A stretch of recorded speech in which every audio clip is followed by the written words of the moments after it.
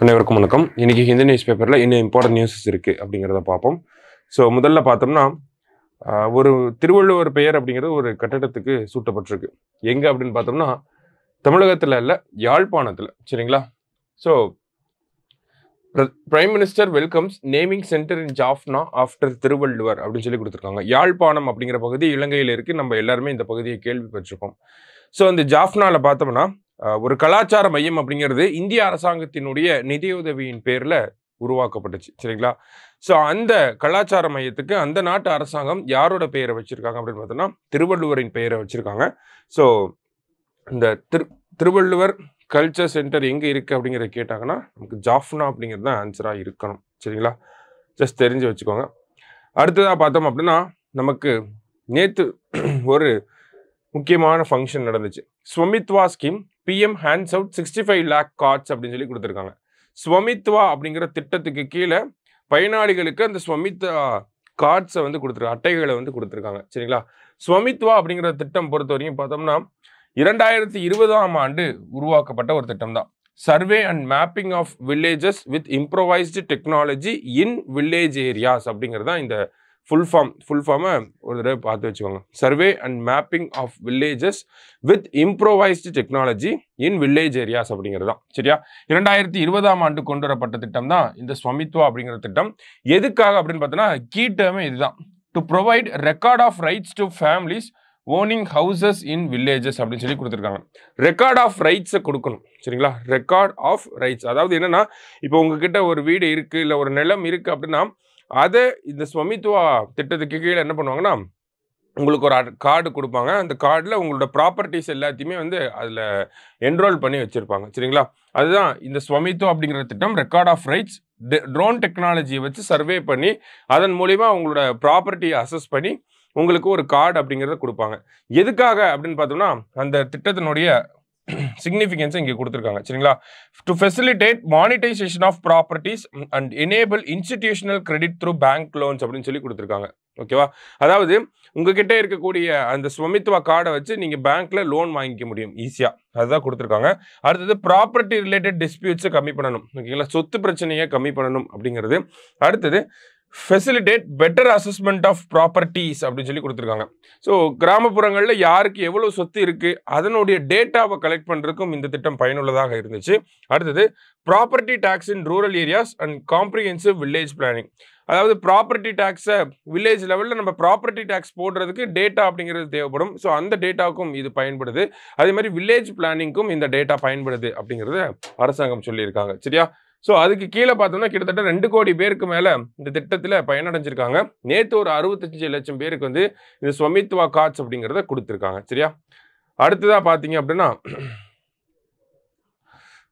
நமக்கு எக்ஸ்பிளைனர் பேஜில் ஒரு முக்கியமான செய்தியை பற்றி கொடுத்துருந்தாங்க. என்ன கொடுத்துருக்காங்க அப்படின்னா YR fertility levels declining in India அப்படின்னு சொல்லி கொடுத்துருக்காங்க. ஓகேங்களா?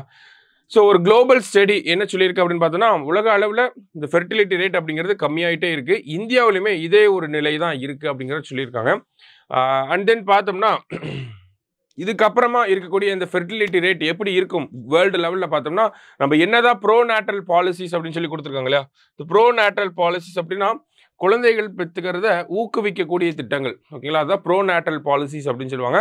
இந்த மாதிரியான திட்டங்களை கொண்டு வந்தாலுமே நமக்கு குழந்தை பிறப்பு விகிதம் இந்த டோட்டல் ஃபெர்டிலிட்டி ரேட் அப்படிங்கிறது கம்மியாக தான் இருக்கும் அப்படிங்கிறத சொல்லியிருக்காங்க. ஓவராலாக இந்த ஒரு அப்சர்வேஷனை கொடுத்துருக்காங்க.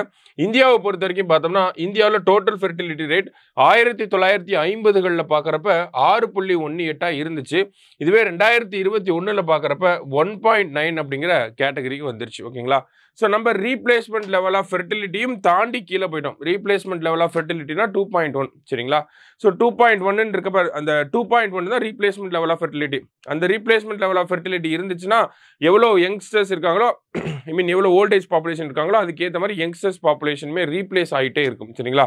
ஸோ தட் நமக்கு வந்து பேலன்ஸ்டான ஒரு பாப்புலேஷனாக இருக்கும். இதுவே ரீப்ளேஸ்மெண்ட் லெவல் ஆஃப் ஃபெர்டிலிட்டி அதிகமாக இருந்துச்சு அப்படின்னா, டோட்டல் ஃபெர்டிலிட்டி அதிகமாக இருந்துச்சு 2.1க்கு மேலே இருந்துச்சு அப்படின்னா, அங்கே அதிகமான மக்கள் தொகை இருக்கும், அதிகமான யங்ஸ்டர்ஸ் இருப்பாங்க. இதுவே டோட்டல் ஃபெர்டிலிட்டி ரேட் 2.1க்கு கீழே போக ஆரம்பிச்சிருச்சு அப்படின்னா, அங்கே மக்கள் தொகை கம்மியாக ஆரம்பிக்கும், ஓல்டேஜ் பாப்புலேஷன் அதிகமாக ஆரம்பிக்கும். இதுதான் அந்த டோட்டல் ஃபெர்டிலிட்டி ரேட் ரீப்ளேஸ்மெண்ட் லெவலோட சிக்னிஃபிகன்ஸாக இருக்குது. சரிங்களா? ஸோ இந்தியாவை பொறுத்த வரைக்கும் பார்த்தோம்னா இப்போ 1.9ல இருக்கக்கூடிய டோட்டல் ஃபெர்டிலிட்டி ரேட் இன்னும் 2100 அப்படிங்கிற இயர் வரப்ப அந்த 1.04 குறைஞ்சிரும் அப்படிங்கிறத சொல்லியிருக்காங்க. அப்போ இந்தியாவில் ஃபெர்டிலிட்டி ரேட் அப்படிங்கிறது கம்மியாயிட்டே இருக்கு. இந்த ஒரு நிலையை பார்த்தோம்னா நமக்கு சதர்ன் ஸ்டேட்ஸில் பார்க்க முடியுது. சதர்ன் ஸ்டேட்ஸில் என்ன சொல்றாங்க, பாப்புலேஷன் கம்மியாயிட்டே வரனால எங்களுக்கு பாராளுமன்றத்தில் அந்த பிரதிநிதித்துவம் அப்படிங்கிறது கம்மியாகிறதுக்கான வாய்ப்புகள் இருக்கு. அதே மாதிரி நிதி ஆணையமும் கம்மியான நிதியை ஒதுக்கீடு செஞ்சிருவாங்களோ அப்படிங்கிற, மத்திய அரசாங்கமும் கம்மியான நிதியை ஒதுக்கீடு செஞ்சிருவாங்களோ அப்படிங்கிற ஒரு குற்றச்சாட்டையும் வைக்கிறாங்க இல்லையா? அப்ப எதனால இந்த ஃபெர்டிலிட்டி ரேட் கம்மியாகுது அப்படிங்கிறத இந்த ஆர்டிக்கல்ல நல்லா கொடுத்துருப்பாங்க. சரிங்களா? ஸோ ஒவ்வொரு நாட்டிலையும் ஃபெர்டிலிட்டி ரேட் கம்மியாகிறதுக்கு முதல் காரணமாக என்ன சொல்லலாம்னா அந்தந்த நாடுகளுடைய திட்டங்கள். ஓகேங்களா? இப்போ நம்ம நாடே இருக்குது அப்படின்னா நேஷனல் ஃபேமிலி பிளானிங் பாலிசி அப்படிங்கிறத ஃபர்ஸ்ட் 5 இயர் பிளான்லேயே நம்ம கொண்டு வந்திருப்போம். ஓகேங்களா? ஸோ ஃபேமிலி பிளானிங்கான பாலிசிஸ், ஸ்டெரிலைசேஷன் ப்ரோக்ராம்ஸ் அப்படிங்கிறது இருக்குது, பரிவார் விகாஸ் அப்படிங்கிற திட்டங்கள்லாம் இருக்குது. ஸோ இது எல்லாமே பார்த்தோம்னா எதுக்காகனா நம்மளோட பாப்புலேஷன் ரொம்ப அதிகமாக இருந்துச்சு. டோட்டல் ஃபெர்டிலிட்டி ரேட் நம்ம பார்த்தோம் 6.18ல இருந்துச்சு.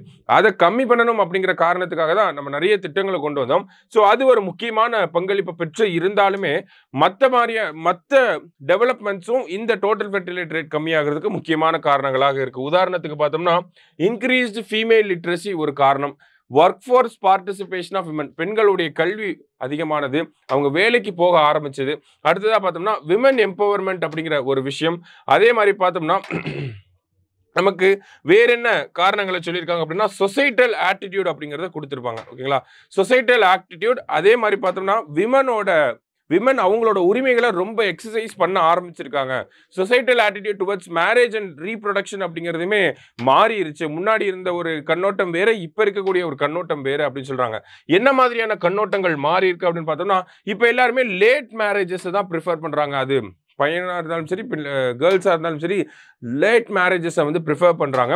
ஃபினான்ஷியல் இண்டிபெண்டன்ஸ், கரியரை தான் எல்லாருமே சூஸ் பண்ணுறாங்க. குறிப்பாக பெண்கள் பார்த்தோம்னா கரியரையும் ஃபினான்ஷியல் இண்டிபெண்டன்ஸையும் தான் சூஸ் பண்ணுறாங்க தேன் மதர்ஹுட். ஓகேங்களா? ஒரு அம்மாவாகிறதுக்கு பதிலாக ஒரு கரியரில் நல்லா ஃபஸ்ட்டு க்ரோத் ஆகணும் அப்படிங்கிறத நினைக்கிறாங்க. அது ஒரு காரணமாக இருக்கு. அடுத்ததா rising rate of infertility in both men and women. ஓகேங்களா? ஆண் மற்றும் பெண்கள் இவங்க இரு பாலருக்கும் பார்த்தோம்னா இன்ஃபெர்டிலிட்டி அப்படிங்கிறது அதிகமாயிட்டே இருக்கு. ஸோ இதை ஒரு முக்கியமான காரணமாக சொல்றாங்க. அடுத்தது அபார்ஷன் அப்படிங்கிறது அதிகமாயிட்டே இருக்கு, அதை ஒரு காரணமாக சொல்றாங்க. வேற என்ன இருக்கு அப்படின்னு பார்த்தோம்னா நமக்கு நிறைய யங்ஸ்டர்ஸ் பார்த்தோம்னா இங்கேருந்து காலேஜஸ்லாம் முடிச்சுட்டு ஒர்க் பண்ணுறதுக்கு வெளிநாடுகளுக்கு போகிறாங்க, செட்டில் ஆகிறது அங்கே போகிறாங்க. அப்போ மைக்ரேஷன் அப்படிங்கிறதுமே இந்தியாவோட ஃபெர்டிலிட்டி ரேட் கம்மியாகிறதுக்கு ஒரு முக்கியமான காரணமாக இருக்குது அப்படின்னு சொல்லி ஒரு நிறைய காரணங்களை வந்து கொடுத்துருக்காங்க. எல்லாமே நல்ல நல்ல காரணங்களாகவும் இருந்துச்சு. அடுத்ததாக பார்த்தீங்கன்னா வாட் ஆர் த இம்ப்ளிகேஷன்ஸ் அப்படின்னு சொல்லி கொடுத்துருக்காங்க. ஸோ என்ன மாதிரியான இம்ப்ளிகேஷன்ஸ் இருக்கும் அப்படின்னா நமக்கு ஃபெர்டிலிட்டி ரேட் கம்மியாகிறப்ப டெமோகிராஃபிக் டிரான்சிஷன், அதாவது ஓல்டேஜ் பாப்புலேஷன் வந்து அதிகமாக ஆரம்பிச்சிடும். உதாரணத்துக்கு தமிழ்நாடு, கேரளா போன்ற மாநிலங்கள்ல எல்லாம் பார்த்தோம்னா ஓல்டேஜ் பாப்புலேஷன் அப்படிங்கிறது அதிகமாயிட்டே வருது. சரிங்களா? ஸோ இதனால வேலை செய்யறதுக்கு ஆட்கள் இருக்க மாட்டாங்க, ஹெல்த் எக்ஸ்பெண்டிச்சர் அப்படிங்கிறது அதிகமாக ஆரம்பிக்கும். ஸோ இந்த மாதிரியான காரணங்களை தான் இங்கே கொடுத்துருக்காங்க. சரிங்களா? அதே மாதிரி அரசாங்கமும் சோஷியல் செக்யூரிட்டி மெஷர்ஸ்ல அதிகமான ஒரு நிதியை வந்து செலவிட வேண்டியதாக இருக்கும். So status of southern states என்ன கொடுத்துருக்காங்க அப்படின்னு பார்த்தோம்னா சதர்ன் ஸ்டேட்ஸில் ரீப்ளேஸ்மெண்ட் லெவல் ஆஃப் ஃபெர்டிலிட்டியும் தாண்டி ரொம்ப குறைய ஆரம்பிச்சிருச்சு. தமிழ்நாடு, கேரளா, கர்நாடகா எல்லா மாநிலங்களையும் பார்த்தோம்னா எல்லாமே ஓல்டேஜ் பாப்புலேஷனை நோக்கி போயிட்டு இருக்காங்க. குறிப்பாக கேரளாவிலாம் பார்த்தோம்னா 2036 வர்றப்ப அவங்களுடைய மொத்த மக்கள் தொகையில் 23% ஓல்டேஜ் பீப்புளாக இருப்பாங்க. ஸோ இதனால என்ன ஆகுது அப்படின்னு பார்த்தோம்னா அங்கே யங்ஸ்டர்ஸ் பாப்புலேஷன் அப்படிங்கிறது கம்மியாகுது, ஒர்க் ஃபோர்ஸ் கம்மியாகுது. அதே மாதிரி அங்கே இருக்கக்கூடிய யங்ஸ்டர்ஸுமே வந்து ஜாப் ஆப்பர்ச்சுனிட்டிஸ்க்காக வெளிநாடுகளை போகிறப்ப ஒரு மைக்ரேஷன் அப்படிங்கிறது பெரிய ஃபேக்டராக ப்ளே பண்ணுது அப்படிங்கிறத சொல்லியிருக்காங்க. இதனால நார்த் இந்தியன் ஸ்டேட்ஸ்ல இருந்து சதர்ன் ஸ்டேட்ஸுக்கு வரக்கூடிய மைக்ரேஷன், இன்டர்னல் மைக்ரேஷன் அப்படிங்கிறது அதிகமாக இருக்குது அப்படிங்கிறதா சொல்லியிருக்காங்க. ஓகேவா? ஸோ இந்த ஆர்டிக்கல் இருந்து நம்ம 2 விஷயங்கள் எடுத்துக்கலாம். எதனால ஃபெர்டிலிட்டி ரேட் கம்மியாகுது அப்படிங்கிற அந்த ஒரு காரணங்களை எடுத்துக்கலாம். அதே மாதிரி என்ன இம்பாக்ட் ஏற்படுங்கிற காரணத்தையும் நம்ம இதுலேருந்து எடுத்துக்கலாம். சரிங்களா? ஸோ முக்கியமான ஆர்டிக்கல் நல்லா பார்த்து வைங்க. நாளைக்கு நியூஸ் பேப்பரில் மீட் பண்ணலாம். தேங்க்யூ.